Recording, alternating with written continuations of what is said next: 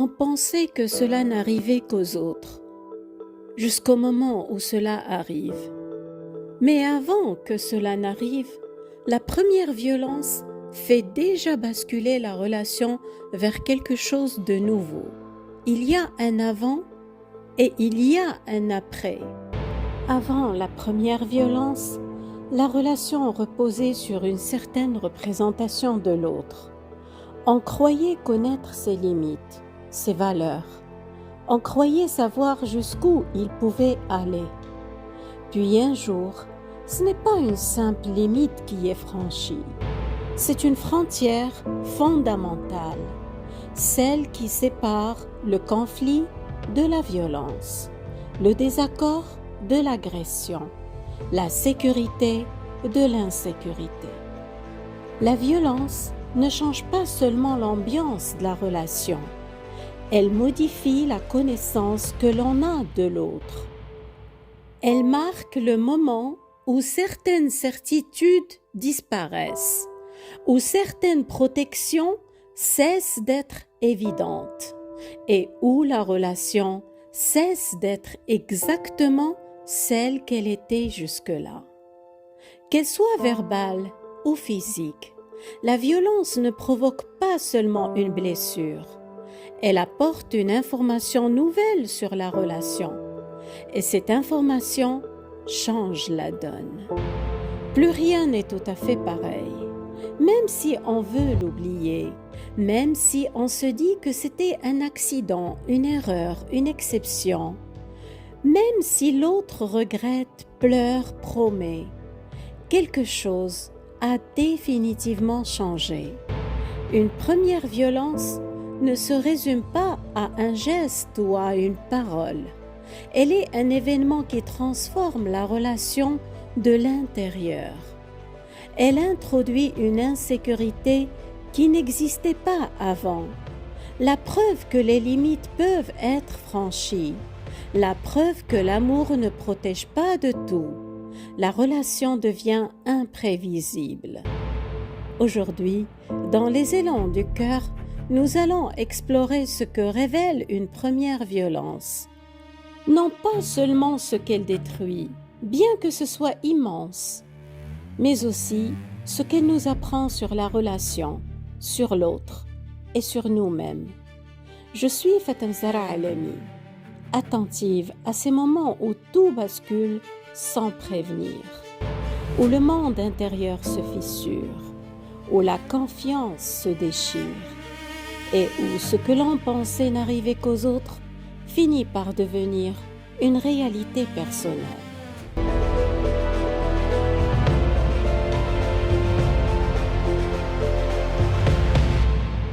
L'amour, l'ancienneté de la relation, les qualités de la personne ou même ses regrets ne changent pas la réalité du geste. Beaucoup de victimes de violences restent parce qu'elles regardent l'image globale de la personne. Il est gentil d'habitude, il souffre, il traverse une période difficile. Il a promis que c'était la dernière fois.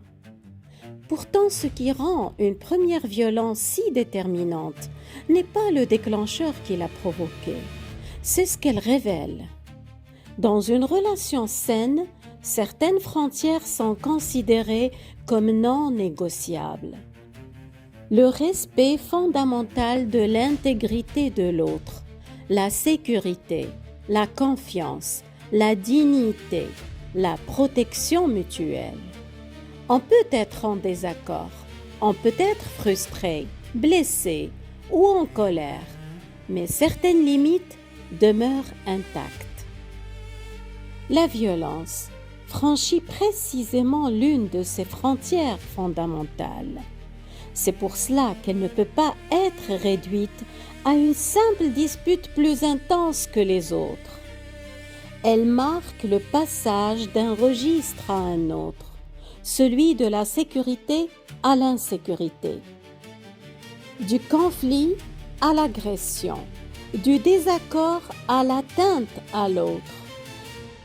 Et ce changement est loin d'être anodin, car lorsqu'une violence survient, Ce n'est pas seulement un comportement qui apparaît, c'est toute la relation qui se fissure.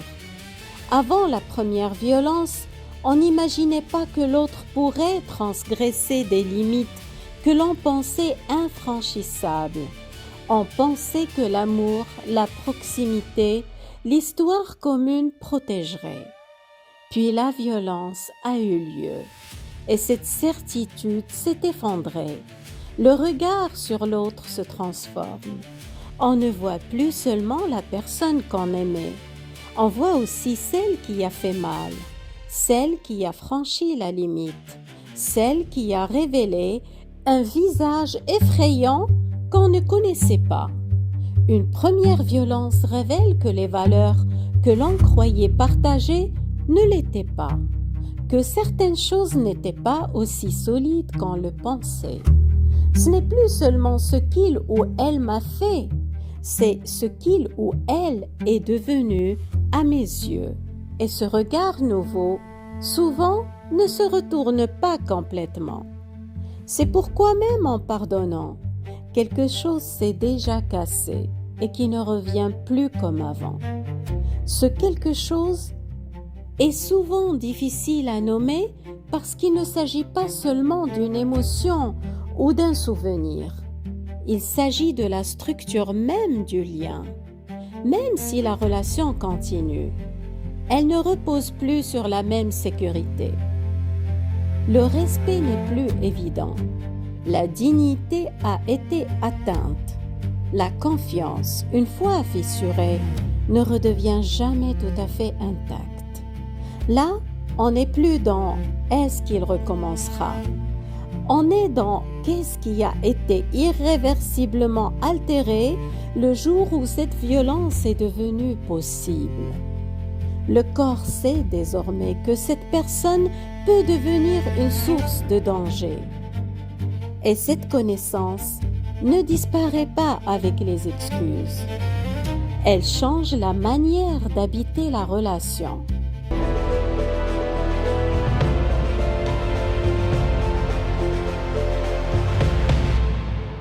Une relation ne se juge pas seulement à ce qui se passe après la violence, mais à ce qui a rendu cette violence possible.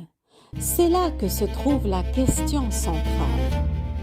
Car avant de se demander si la personne a regretté, il faut se demander pourquoi elle s'est autorisée à le faire. La première violence révèle une capacité qui était déjà présente. Les coups, les insultes ne sont pas apparus de nulle part. Ils sont juste devenus visibles. Certaines personnes n'ont pas de ligne rouge interne. Elles sont tellement dépassées par leurs propres émotions qu'elles ne savent pas elles-mêmes où elles s'arrêteront. Ils n'ont pas de limite. Elles découvrent parfois leur propre capacité à faire mal en même temps que vous la découvrez. Et c'est peut-être ce qu'il y a de plus troublant. Tout peut arriver, même le pire. Une autre réalité mérite d'être observée. La violence physique apparaît rarement sans signe avant-coureur. Elle est souvent précédée d'une violence verbale ou psychologique qui a progressivement repoussé les limites du respect. Le mépris, les humiliations, les insultes, les menaces, les intimidations, les cris. Une limite a déjà été franchie auparavant, puis une autre encore. Ce sont ces moments où beaucoup de personnes choisissent de rester par peur du « que dira-t-on », par peur de rester seules et pour préserver un confort social. Mais lorsqu'une première forme de violence est tolérée, d'autres deviennent envisageables. Ce qui semblait impensable devient pensable. Ce qui paraissait inacceptable devient toléré, puis ce qui était toléré finit par être normalisé. Et lorsqu'une relation s'habitue au franchissement des limites, il devient de plus en plus difficile de savoir où elles s'arrêteront. jusqu'au moment où ce qu'on pensait n'arriver qu'aux autres arrive. La violence devient possible lorsqu'il existe chez la personne quelque chose de plus important à ses yeux que le respect de l'intégrité de l'autre. Cela peut être sans besoin de domination, sans besoin d'avoir raison, sans besoin de contrôler l'autre ou la situation. Son incapacité à tolérer la frustration, sa colère, son sentiment de toute puissance ou parfois un fonctionnement psychologique plus profondément perturbé. La plupart des gens ressentent de la colère, pourtant ils ne deviennent pas violents. La colère n'explique donc pas à elle seule la violence. Ce qui fait la différence, c'est ce qui se passe au moment où la colère rencontre une limite. Une personne peut penser « Je suis en colère, mais je n'ai pas le droit d'humilier cette personne. Je suis en colère, mais je n'ai pas le droit de la frapper. » Une autre personne peut penser « Je suis tellement en colère que mes paroles sont justifiées. Avec ce qu'elle m'a fait, elle l'a bien cherché. » Dans cette situation, n'importe qui aurait réagi comme moi. À cet instant, la violence devient envisageable parce qu'elle est intérieurement autorisée. Elle nous renseigne sur le système de croyance qui a rendu le passage à l'acte possible. Une croyance qui fait porter la responsabilité de son propre comportement sur l'autre. Et tant que la responsabilité reste à l'extérieur, le risque demeure à l'intérieur. Une autre question essentielle est celle de la perception de l'autre. La violence devient plus facile lorsqu'on cesse de voir l'autre comme un être humain égal à soi. On commence alors à le voir comme un obstacle, une source de frustration, un objet dont on attend quelque chose ou quelqu'un qui doit se soumettre à nos attentes. L'humiliation verbale, par exemple, suppose souvent un sentiment implicite de supériorité. On parle à l'autre d'une manière dont on n'accepterait pas qu'on nous parle. La violence physique va encore plus loin. Elle implique que, pendant quelques secondes au moins, l'impulsion de frapper a été jugée plus importante que la sécurité de l'autre personne. C'est pour cela que la question du changement est si complexe. Il ne suffit pas de regretter le geste. Il faut comprendre ce qui, dans le système de croyance, les mécanismes émotionnels, la gestion de la frustration ou le rapport au pouvoir a rendu ce geste acceptable à un moment donné. Autrement dit, la vraie question n'est pas « Pourquoi a-t-il perdu le contrôle ?» mais plutôt « Pourquoi, lorsqu'il a perdu le contrôle, la violence est-elle devenue une option parmi les réponses possibles ?» C'est souvent là que se trouve la racine du problème. Une personne peut apprendre à mieux gérer sa colère, mais modifier la structure intérieure qui a rendu la violence légitime à ses propres yeux, cela demande généralement un travail beaucoup plus profond et beaucoup plus long.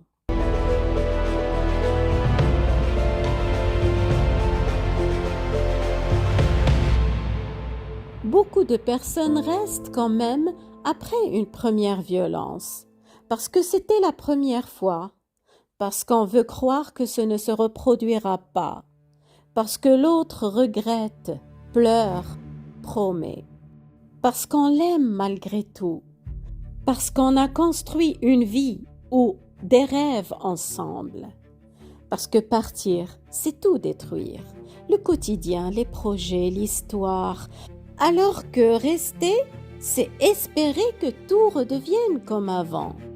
La première violence ne révèle pas seulement quelque chose sur l'autre. Elle nous place face à une décision que nous n'aurions jamais imaginé devoir prendre. Allons-nous repousser nos limites?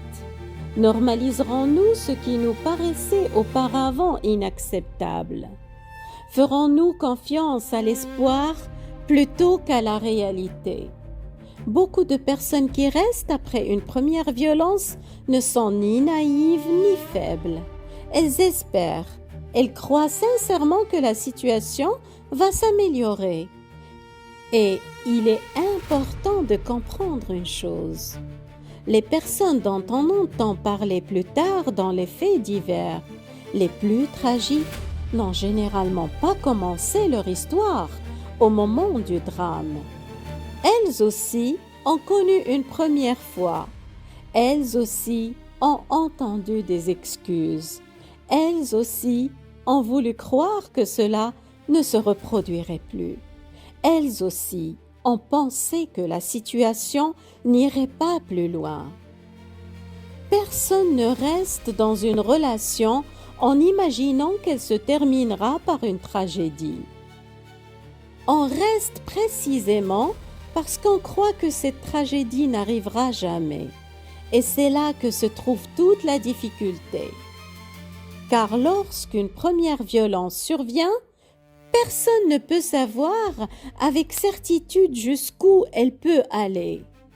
Et quand on découvre la fin tragique de certaines histoires dans les médias, on ne pense pas qu'au début, il y avait une première violence que quelqu'un avait espéré être la dernière.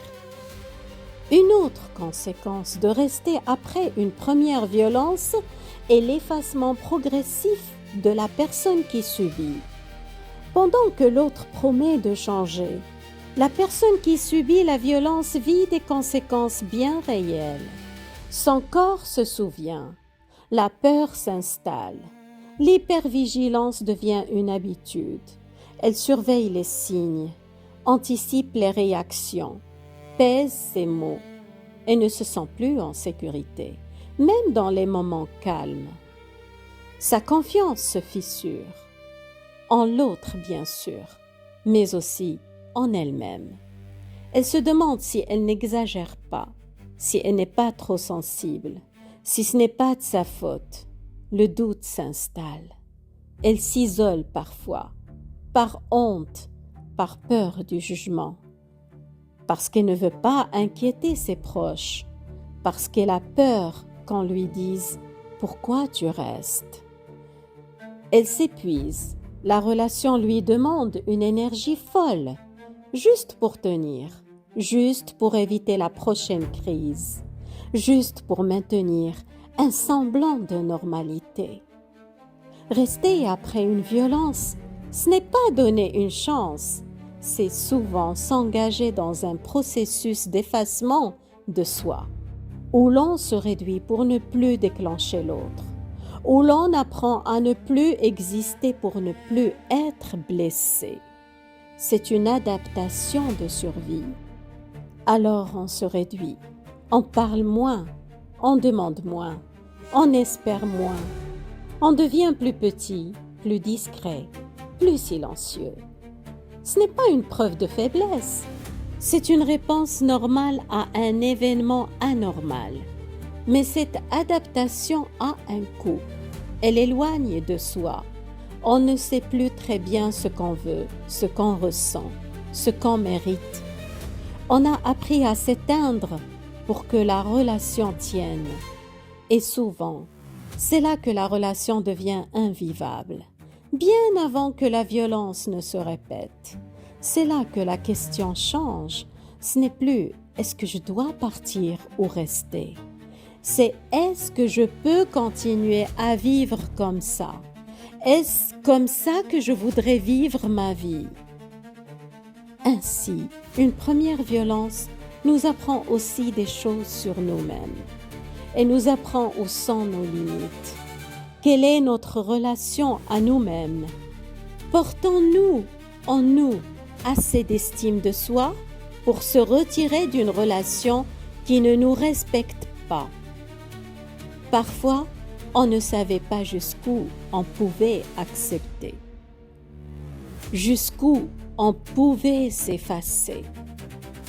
Rester après une première violence nous apprend parfois que l'on s'est éloigné de soi-même, qu'on a accepté l'inacceptable par peur d'affronter la réalité, par habitude, par peur du regard des autres. En revanche, elle nous apprend en même temps que l'on a le droit de revenir sur ses choix, de choisir d'être seul et en paix, en sécurité, plutôt que d'être accompagné et d'être en danger. Ces apprentissages sont douloureux, mais précieux. Ils peuvent aider à ne plus jamais accepter l'inacceptable. Ils peuvent vous sauver la vie.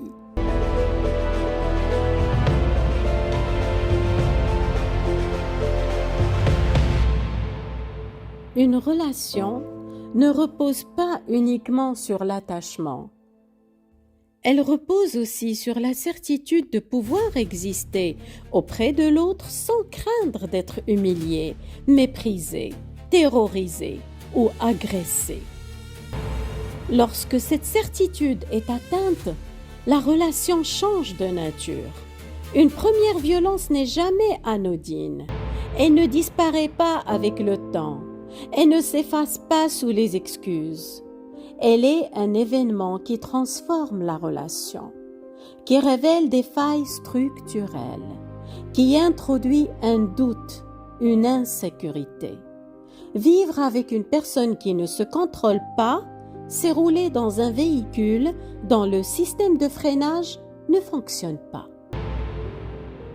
On peut choisir de rester dans une relation qui met notre vie en danger. On peut choisir de partir, mais on ne peut pas faire comme si rien ne s'était passé. La première violence est une information sur l'autre, sur la relation, sur soi-même. Il ne faut pas l'ignorer, il ne faut pas l'enterrer, il faut la regarder en face, avec lucidité, avec courage, avec honnêteté. Parce qu'après la première fois, on ne peut plus dire « je ne savais pas ». Maintenant, on sait. On sait ce qu'on ne veut plus vivre. On sait ce qui est trop. Pardonner et continuer dans une relation qui ne nous respecte pas sont deux choses différentes. On peut pardonner sans rester. Au cœur de ce dilemme, il y a une vérité simple mais souvent difficile à entendre. La sécurité n'est pas une option. Elle ne se négocie pas.